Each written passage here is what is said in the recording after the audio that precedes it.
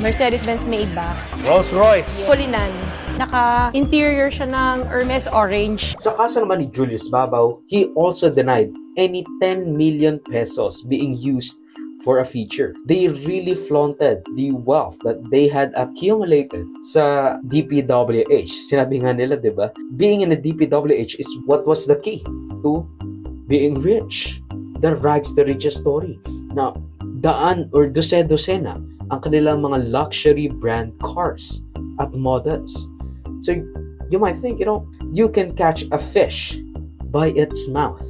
And ang sinabi ng mga Diskaya is a pretty suspect admission of their lavish lifestyle brought forward by the DPWH contracting mechanism that they had been using and that they had been benefiting from. Kasi nga, again, top 1, top 3, alam ko nasa around 100 million or even billions ang mga kontrata nila sa DPWH. You can watch my previous NIDW recap for that.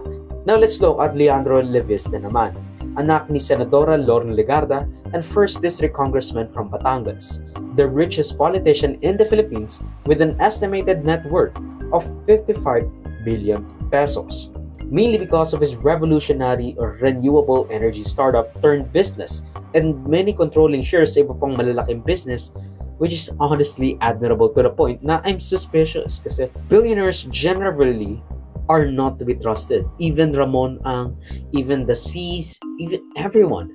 Basta billionaire ka, there's something wrong that you could have done. But again, renewable energy to, so I'm not really sure what to make of it. Kasi again, this is a great cause and that I don't think meron siyang natapakan sa ganitong line of work. But still, he's still a billionaire. There's always something that will be off from him. Now, ayon sa mga report, he was allegedly attempted to be bribed by a DPWH engineer on behalf of a construction company contractor para i-block ang mga probes sa flood control projects sa kanyang distrito. Sa tumataginting na 3.1 million pesos lang na alleged suhol, which is laughable kasi bilyonaryo yung sinusuhulan mo tapos susuhulan mo 3 million pesos. Naaresto katuloy ng police for this alleged bribery.